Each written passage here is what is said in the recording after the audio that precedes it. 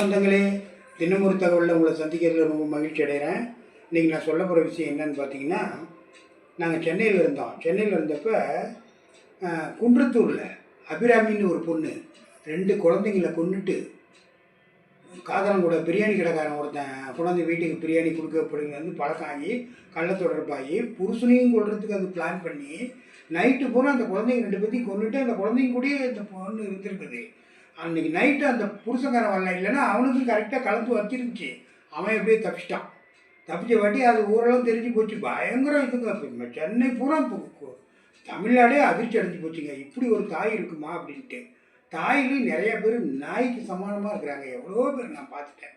வந்து தாய்னா தாய் மாதிரி இருக்கணும். 2 குழந்தைங்களை கொண்டுட்டு நீ இன்னொருத்தங்கிட்ட கூட போய் அப்படி நீ என்ன பெரிய சுகத்தை அனுபவிச்சிருவ. அது இல்லாமல் 2 குழந்தைங்களை கொண்டுட்டு வீட்டில் விட்டுட்டு நீ கோயம்பேட்டில் வந்து ஸ்கூட்டியை போட்டுட்டு ஸ்டாண்டில் போட்டு பஸ் ஏறி அவங்க கூட போனால் போலீஸ்காரங்க விட்டுருவாங்க. உன்னை பிடிக்க மாட்டாங்க, எதுவும் பண்ண மாட்டாங்களா?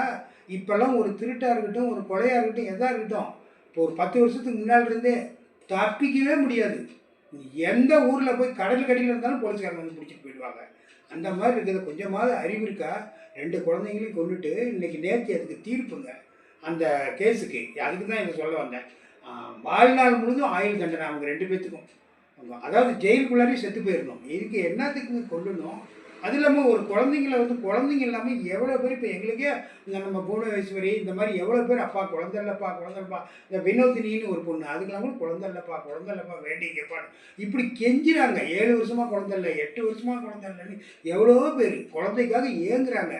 ஆனால் நீ 2 அழகான குழந்தைங்களை கொண்டுவிட்டு காதலம் கூட போய் நீ நல்லா வாழ்ந்துருவியா? கடவுள்னு ஒருத்தர் பார்த்துட்டு தானே இருக்கிறாரு. உனக்கு எப்படி தண்டனை கொடுத்து இப்போ நீ உள்ளார வந்து என்னத்தை அனுபவிக்க போகிற? நேற்று தீர்ப்பு கொடுத்தப்போ அழுவுதான். எங்கள் அப்பா அம்மா கூட கடைசி காலத்தில் நான் வாழணும்னு ஆசை. அடாடா 2 குழந்தைங்களை கொண்டுட்டு நீ அப்போ உனக்கு அறிவு தெரியல. இப்போ அப்பா அம்மா கூட நீ வாழ போகிற. எல்லாம் இந்த இன்ஸ்டாகிராமு, டிக்டாக்கு, இந்த ஃபேஸ்புக்கு இதில் தான் கெட்டு சீரழிஞ்சு குட்டிக்கு வர போகிறாங்க. நேற்று அந்த பொண்ணுக்கு வந்து வாழ்நாள் முழுதும் ஆயுள் தண்டனை கொடுத்துருந்தாங்க. இப்போ நான் சென்னையில் இருந்தப்போ இந்த குன்றத்தூருக்கும் போய் நாங்கள் பார்த்தோம். அந்த பொண்ணு வீட்டெல்லாம் நான் பார்த்துட்டு வந்தேன். நான் போய் ஸ்கூட்டி எடுத்துகிட்டு போய் பார்த்துட்டு வந்தேன். அங்கேருந்து பார்த்திங்கன்னா 1.5 கிலோமீட்டர் தான் வரும் எங்களுக்கு தூரமே. போய் பார்த்துட்டு வந்தேன். அப்படியே மனசே எல்லாருக்குமே ஒடிஞ்சு போச்சுங்க. அத்தனை பெண்களும் அத்தனை ஆண்களும் காரி துப்புற அளவுக்கு ஒரு காரியம் அந்த காரியம். அதுக்கு நேற்று வாழ்நாள் பூரா என்ன கேட்டால் தூக்கில் கூட போட்டுடலாங்க. அப்படியே பொண்ணு இருந்து உயிரோடு இருந்து என்ன பண்ண போகுது? தான் பெற்ற 2 குழந்தைங்களை கொண்டு உனக்கு சுகந்தான் பெருசுன்னு நீ போனீங்கன்னா அதனால் அந்த நேற்று வந்து ஆயுள் தண்டனை வாழ்நாள் ஆயுள் தண்டனை அதை நான் முற்றிலும் வரவேற்கிறேன்.